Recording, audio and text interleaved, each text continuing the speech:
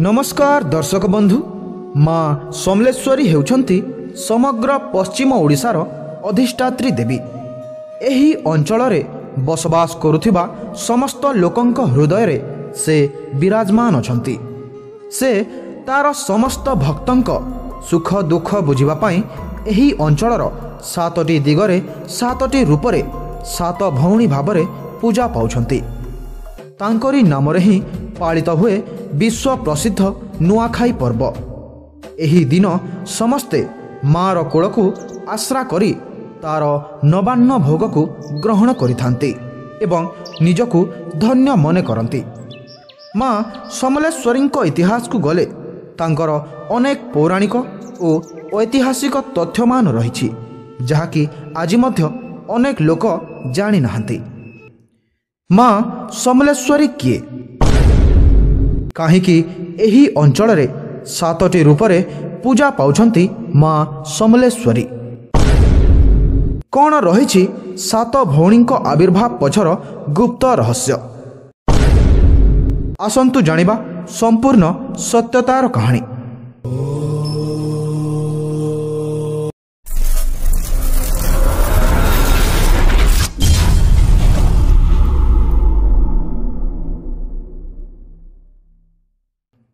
बंधुगण, माँ समलेश्वरी हेउछंती स्वयं आदिशक्ति माँ पार्वतींक एक अवतार।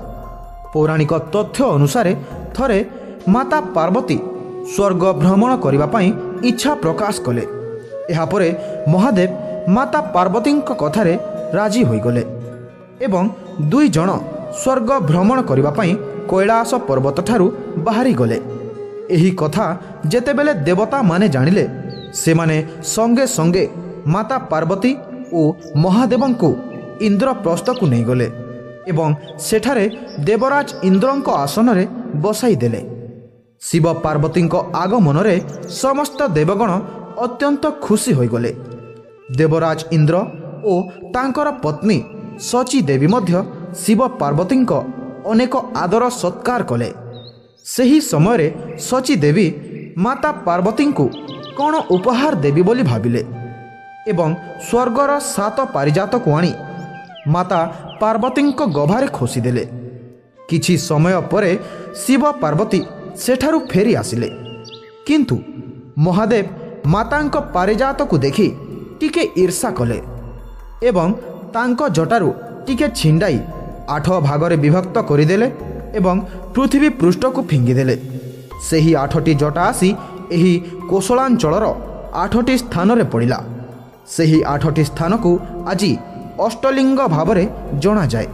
सेगुड़िक हेला नीलजी, सरंडा, अंबाभना, हुमा, मानेश्वर, देवगां, सोरना और गाईसमा। एहा देखि माता पार्वती मध्य एही अंचल रे पूजा पाइबा पई इच्छा प्रकाश करिथिले एवं सची देइथिबा 7टी पारिजात को 7टी स्थान को फिंगी देले। सेही 7टी स्थान रे मांकर 7टी पीठ गढ़ी उठिला एवं सेही 7टी स्थान हेउची समलेश्वरी, माणिकेश्वरी, पाटणेश्वरी, मेटाकानी, सुरेश्वरी, घंटेश्वरी और चंद्रहासिनी। ऐतिहासिक तथ्य अनुसारे समस्त पीठ मानकर मध्य अलगा अलगा मत रहिछि। एही वीडियो रे आमे 7 भौणींक आविर्भाव पछर सत्य घटना गुड़िक विषय आलोचना करिबा। प्रथमे माँ समलेश्वरी। माँ समलेश्वरी हेउछंती 7 भौणींक मध्यरे बड़ भौणी। इतिहास पृष्ठा को देखिले राजा बलराम देव एही मंदिर को निर्माण करिथिले। थरे एही अंचल रे थिबा चाउरपुर नामक ग्राम रे सौरा जातिर एक अनाथ बालक रहुथिला। तार नाम थिला छालू। से गौतियांक घरे रही गाई और छेड़ी आदि चराउथिला, किंतु से जेतेबेले रंगी नामक गोटिए झील को विवाह कला, से गौतियांक घर काम छाड़ीदेला। एबे दुई स्वामी स्त्री जंगल उपरे निर्भर करती एवं जंगलरू फलमूल आनी बिक्री करती। किंतु गोटिए दिनर कथा, छालू गछ उपरू पड़ी जाए एवं तार मेरुहाड़ भांगी जाए। एहा परे से कौन करिब? କାମକୁ ଆଉ ଯାଇପାରିବ ନାହିଁ। କିନ୍ତୁ ତାର ସ୍ତ୍ରୀ ରଙ୍ଗୀ ଘର ଘର ବୁଲି ଲୋକଙ୍କ ବାସନ ମାଜି ଛାଲୁର ଯତ୍ନ କରୁଥାଏ। ଥରେ 7 ଦିନ ଯାଏଁ ପ୍ରବଳ ବର୍ଷା ହେଲା। କେହି ବି ଘରୁ ବାହାରି ପାରିଲେ ନାହିଁ। ଫଳରେ ଦୁଇ ସ୍ୱାମୀ ସ୍ତ୍ରୀ ଭୋକ ଉପାସରେ ରହିଗଲେ। ରଙ୍ଗୀ କ'ଣ କରିବ କିଛି ବୁଝିପାରେ ନାହିଁ। ସେ ସିନା ଭୋକରେ ରହିଯିବ, କିନ୍ତୁ ରୁଗ୍ଣ ସ୍ୱାମୀଙ୍କୁ ଭୋକରେ ଦେଖିପାରୁନାହିଁ। ତା ଆଙ୍ଗୁଳିରେ ଏକ ଛୋଟିଆ ମୁଦି ଥିଲା। ସେ ଆଉ କାଳ ବିଳମ୍ବ ନକରି ବର୍ଷାରେ ଭିଜି ଭିଜି ସୁନାରୀ ପାଖକୁ ଗଲା ଏବଂ ମୁଦି ବଦଳରେ କିଛି ପଇସା ଆଣିଲା। ସେହି ପଇସାରେ ସେ କିଛି ଚାଉଳ କିଣି ମହାନଦୀ କୂଳେ କୂଳେ ଘରକୁ ଆସୁଥାଏ। ଯେହେତୁ ପ୍ରବଳ ବର୍ଷା ହେଉଛି, ହଠାତ୍ ରଙ୍ଗୀର ଗୋଡ଼ ଖସିଗଲା ଏବଂ ସମସ୍ତ ଚାଉଳ ମହାନଦୀର ବାଲିରେ ମିଶିଗଲା। ଏହା ଦେଖି ରଙ୍ଗୀ ସେଠାରେ ଜୋର କାନ୍ଦିଲା ଏବଂ କାନ୍ଦି କାନ୍ଦି ଅଚେତ ହୋଇଗଲା। ଠିକ୍ ସେହି ସମୟରେ ଗୋଟିଏ ଦେବୀ ଆସି ତା ପାଖରେ ଠିଆ ହେଲେ ଆଉ କହିଲେ, ରଙ୍ଗୀ ଉଠ ମା, ମୁଁ ତୋର ପତି ଭକ୍ତି ଦେଖି ଅତ୍ୟନ୍ତ ଖୁସି ହୋଇଗଲି। ଶୁଣ, ଏହି ବାଲିକୁଦରେ ସିଧା 5 କୋଶ ଯାଏଁ ଯିବୁ। ସେଠାରେ ଏକ ବିରାଟ ବାଲିକୁଦ ଥିବ। ସେହି ବାଲିକୁଦ ଉପରକୁ ଚଢ଼ିଯିବୁ। ସେଠାରେ ଏକ ବଡ଼ ସାପ ଥିବ, କିନ୍ତୁ ତାକୁ ଦେଖି ଡରିବୁ ନାହିଁ। ସାପଟି ତତେ ଦେଖିଲା ପରେ ସେଠାରୁ ଆପେ ଆପେ ଚାଲିଯିବ। ଏହାପରେ ସାପ ଶୋଇଥିବା ସ୍ଥାନକୁ ଯାଇ ଯାହା ପାଇବୁ ତାକୁ ନେଇ ଏକ ଜହରି ପାଖରେ ଭଞ୍ଜେଇବୁ ଏବଂ ଜୀବନ ସାରା ଖୁସିରେ ଚଳିବୁ। ତାପରେ ରଙ୍ଗୀର ଚେତା ଫେରିଲା। ଦେଖିଲା ଯେ ପାଖରେ କେହି ବି ନାହାନ୍ତି, କିନ୍ତୁ 2ଟି ପାଦ ଚିହ୍ନ ଅଛି ଏବଂ ସେହି ପାଦ ଚିହ୍ନ ଉପରେ 2ଟି ମନ୍ଦାର ଫୁଲ। ରଙ୍ଗୀ କିଛି ନ ଭାବି ମା ଯାହା ସବୁ କହିଥିଲେ ଠିକ୍ ସେମିତି କଲା। ଘରକୁ ଫେରି ଦେଖିଲା ତାର ସ୍ୱାମୀ ମଧ୍ୟ ଭଲ ହୋଇସାରିଛି। ଏସବୁ କଥା ରାଜା ବଳରାମ ଦେବଙ୍କ କାନରେ ପଡ଼ିଲା। ଫଳରେ ବଳରାମ ଦେବ ରଙ୍ଗୀକୁ କାରାଗାରରେ ବନ୍ଦ କରିଦେଲେ। ସେହି କାରାଗାର ଭିତରେ ରଙ୍ଗୀ ସେହି ମାକୁ ଡାକି ବିକଳରେ କାନ୍ଦୁଥାଏ।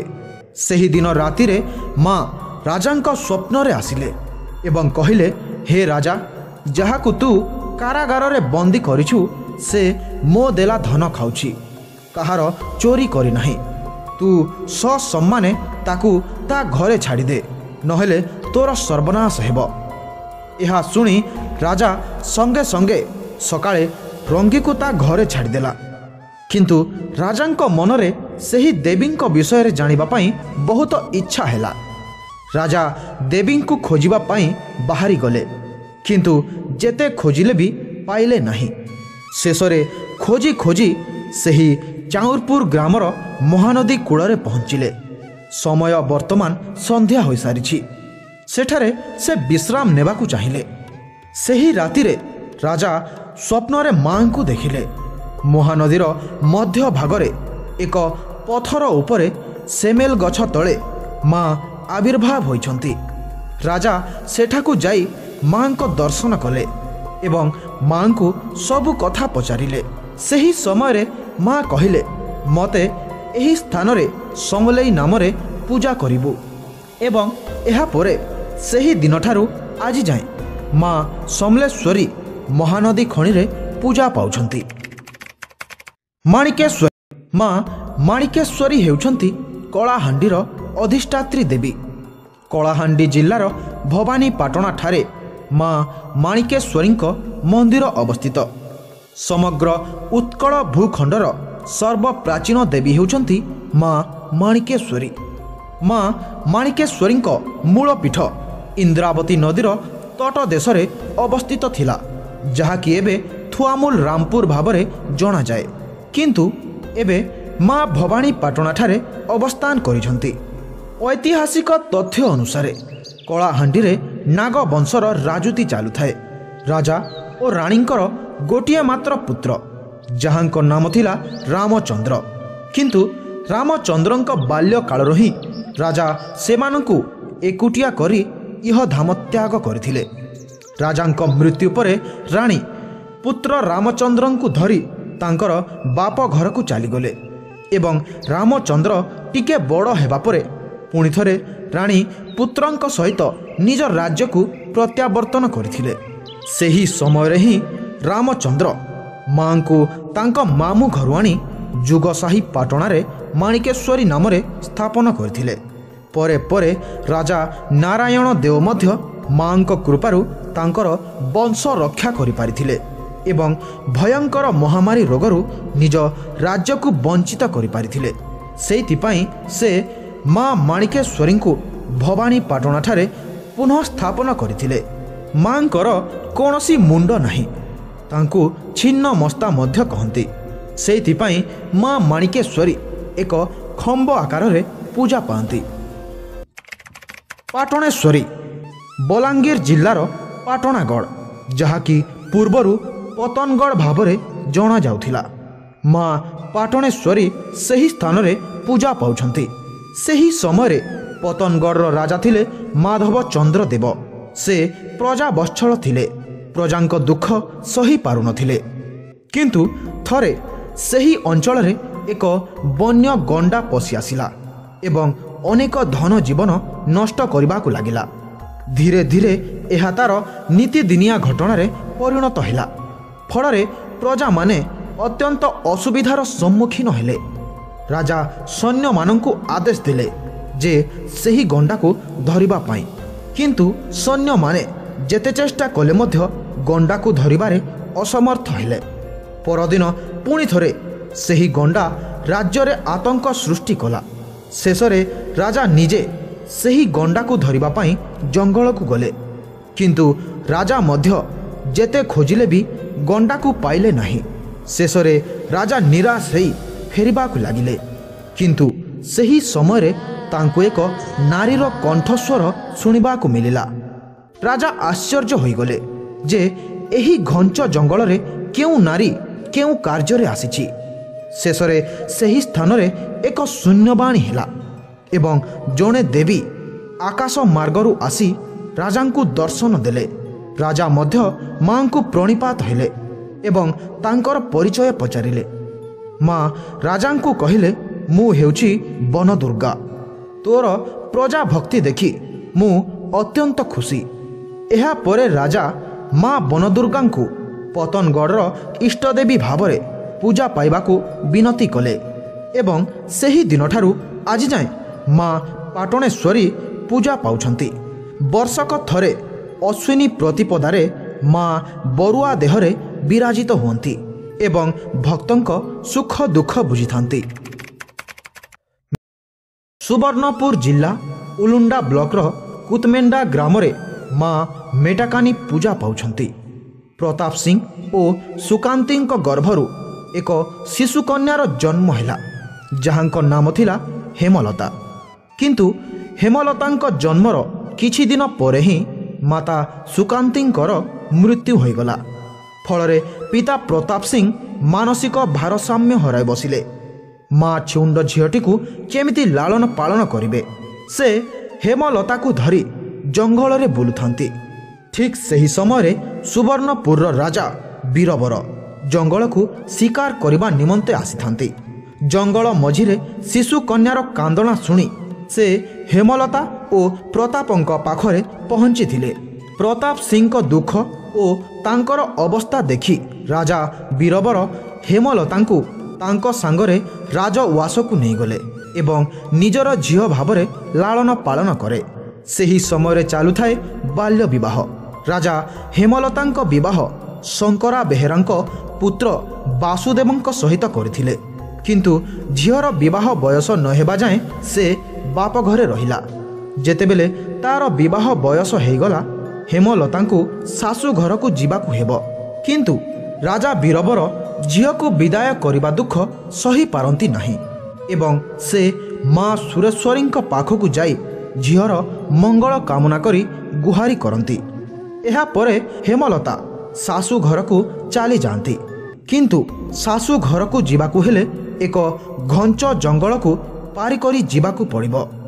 ସେହି ଜଙ୍ଗଲର ନାମ ଥିଲା ସିଂହପାଲି।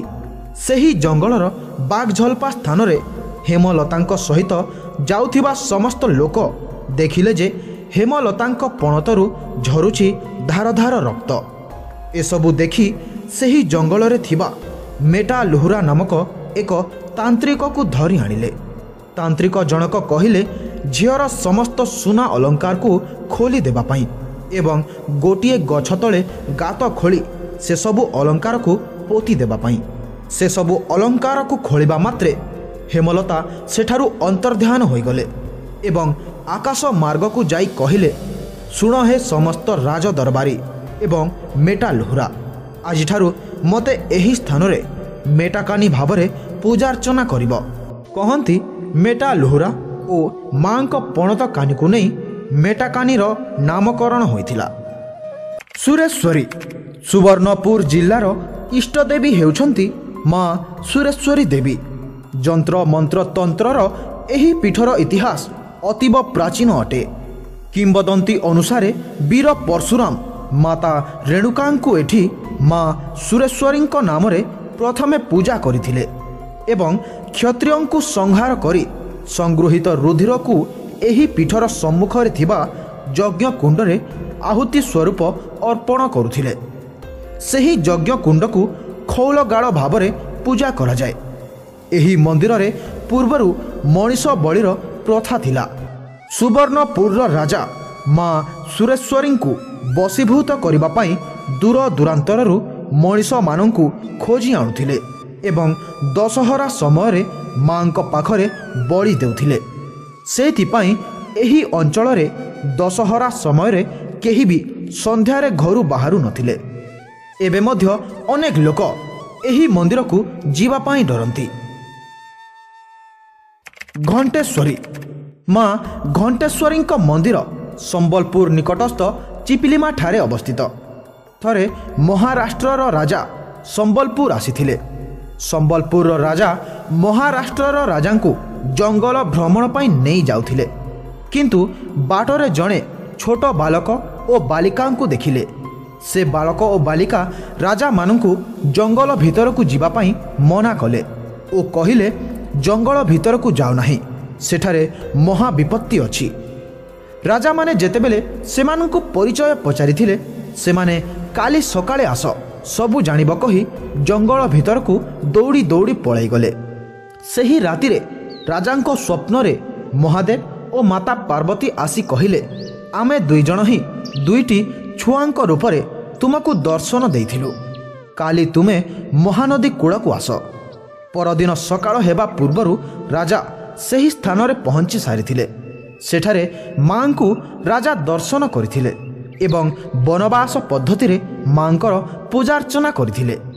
ଲୋକକଥା ଅନୁସାରେ ମାଙ୍କୁ ସ୍ଥାପନ କରିବା ପୂର୍ବରୁ ଏକ ଘଣ୍ଟରେ ଘୋଡ଼େଇ ରଖିଥିଲେ। ସେହି କାରଣରୁ ମାଙ୍କ ନାମ ଘଣ୍ଟେଶ୍ୱରୀ ପଡ଼ିଥିଲା। ଆଉ ଏକ କଥା ଅନୁସାରେ ଥରେ ଜଣେ କେଉଁଟ ମହାନଦୀରେ ମାଛ ଧରିବା ସମୟରେ ମାଙ୍କୁ ପଥର ରୂପରେ ପାଇଥିଲା ଏବଂ ସେହି ମହାନଦୀ କୂଳରେ ହିଁ ମାଙ୍କର ସ୍ଥାପନ କରିଥିଲା। ଚନ୍ଦ୍ରହାସିନୀ ଛତିଶଗଡ଼ ରାଜ୍ୟର ଚନ୍ଦ୍ରପୁର ନାମକ ଗ୍ରାମରେ ମା ଚନ୍ଦ୍ରହାସିନୀଙ୍କ ମନ୍ଦିର ଅବସ୍ଥିତ। ଅନେକ ବର୍ଷ ତଳର କଥା। ଥରେ ସମ୍ବଲପୁରର ରାଜା ଚନ୍ଦ୍ରହାସ କୌଣସି କାର୍ଯ୍ୟରେ ଚନ୍ଦ୍ରପୁର ଅଭିମୁଖେ ଯାତ୍ରା ଆରମ୍ଭ କଲେ। ଚନ୍ଦ୍ରପୁର ଯିବା ବାଟରେ ମହାନଦୀ ପଡ଼ିଥାଏ ଏବଂ ସେହି ମହାନଦୀ କୂଳରେ ମା ଚନ୍ଦ୍ରହାସିନୀ ବିଶ୍ରାମ କରୁଥିଲେ। ରାଜା ଚନ୍ଦ୍ରହାସ ଯେତେବେଳେ ସେହି ରାସ୍ତା ଦେଇ ଅତିକ୍ରମ କଲେ, ସେହି ସମୟରେ ରାଜାଙ୍କ ରଥର ଚକ ମାଙ୍କ ପାଦରେ ବାଜିଲା। ମା ଚନ୍ଦ୍ରହାସିନୀ ସେହି ସମୟରେ କିଛି ବି କହିଲେ ନାହିଁ, କିନ୍ତୁ ସେହି ରାତିରେ ମା ରାଜାଙ୍କ ସ୍ୱପ୍ନରେ ଆସିଲେ ଏବଂ କହିଲେ, ରାଜା ଚନ୍ଦ୍ରହାସ ଶୁଣ, ଯେଉଁ ରାସ୍ତା ଦେଇ ତୁମେ ଆସିଲ, ସେହି ମହାନଦୀ କୂଳରେ ମୁଁ ବସବାସ କରେ। ସେହି ମହାନଦୀ ଓ ମାଣ୍ଡ ନଦୀର ସଙ୍ଗମ ସ୍ଥଳରେ ମୋର ଏକ ଭବ୍ୟ ମନ୍ଦିର ସ୍ଥାପନ କରିବ। ଏତିକି କହି ମା ସ୍ୱପ୍ନରୁ ଚାଲିଗଲେ। ଏହାପରେ ରାଜା ସେହି ଗାଁର ଜମିଦାର ସହିତ କଥାବାର୍ତ୍ତା କରି ମନ୍ଦିରର ନିର୍ମାଣ କରିଥିଲେ ଏବଂ ସେହି ଦିନଠାରୁ ଆଜି ଯାଏଁ ମା ଚନ୍ଦ୍ରହାସିନୀ ସେଠାରେ ପୂଜା ପାଉଛନ୍ତି। ଏକ ଲୋକକଥା ଅନୁସାରେ ଥରେ ଜଣେ ହାବିଲଦାର ଲୋକ ତାର ସ୍ତ୍ରୀର ମୃତ୍ୟୁ ପରେ ପୁନର୍ବାର ବିବାହ କଲା ଓ ନୂଆ ସ୍ତ୍ରୀଟିକୁ ଘରକୁ ନେଇ ଆସିଲା, କିନ୍ତୁ ହାବିଲଦାରର ଘରେ ପୂର୍ବ ସ୍ତ୍ରୀର ଏକ ନବଜାତ ଶିଶୁଟିଏ ଥିଲା, ଯାହାକି ନୂଆ ସ୍ତ୍ରୀକୁ ଆଦୌ ଭଲ ଲାଗିଲା ନାହିଁ। ଫଳରେ ହାବିଲଦାର କ'ଣ କରିବ ଭାବିପାରିଲା ନାହିଁ ଏବଂ ସୁନସାନ ସମୟରେ ମହାନଦୀର ସେତୁ ଉପରକୁ ଚାଲିଗଲା ଓ ନବଜାତ ଶିଶୁଟିକୁ ମହାନଦୀ ଭିତରକୁ ଫିଙ୍ଗିଦେଲା। ସେହି ମହାନଦୀ ଗର୍ଭରେ ମା ଚନ୍ଦ୍ରହାସିନୀଙ୍କର ବାସ। ଯେତେବେଳେ ଶିଶୁଟି ମହାନଦୀ ଗର୍ଭରେ ପଡ଼ିଲା, ଶିଶୁଟି ବିକଳରେ କାନ୍ଦିବାକୁ ଲାଗିଲା। ମା ଚନ୍ଦ୍ରହାସିନୀ ଛୁଆର ବିକଳ ସହିପାରିଲେ ନାହିଁ ଏବଂ ମମତାମୟୀ ମା ଚନ୍ଦ୍ରହାସିନୀ ସେହି ଶିଶୁକୁ ଉଦ୍ଧାର କରିଥିଲେ ଏବଂ ତାର ଲାଳନ ପାଳନ କଲେ। ସେଠାକାର ସ୍ଥାନୀୟ ଲୋକେ କହନ୍ତି, ଯେତେବେଳେ ମାଙ୍କର ମନ୍ଦିର ସୁନସାନ ହୋଇପଡ଼େ, ଆଜି ମଧ୍ୟ ସେଠାରେ ଗୋଟିଏ ଶିଶୁର କାନ୍ଦଣା ଶୁଣାଯାଏ। ତ ଦର୍ଶକ ବନ୍ଧୁ, ଏହା ଥିଲା ମା ସମଲେଶ୍ୱରୀ ଓ ତାଙ୍କର 6 ଭଉଣୀଙ୍କ ଆବିର୍ଭାବ ପଛରେ ଥିବା ସମ୍ପୂର୍ଣ୍ଣ କାହାଣୀ। ଭିଡ଼ିଓଟି କେମିତି ଲାଗିଲା କମେଣ୍ଟ ମାଧ୍ୟମରେ ଜଣାନ୍ତୁ ଏବଂ ପ୍ରତ୍ୟେକ ସୋମବାର ସକାଳ 9ଟାରେ ଗୋଟିଏ ସୁନ୍ଦର କାହାଣୀ ଶୁଣିବା ପାଇଁ ଚ୍ୟାନେଲକୁ ମଧ୍ୟ ସବସ୍କ୍ରାଇବ୍ କରି ରଖିଥାନ୍ତୁ। ଭିଡ଼ିଓକୁ ଶେଷ ଯାଏଁ ଦେଖିଥିବାରୁ ଅଶେଷ ଅଶେଷ ଧନ୍ୟବାଦ।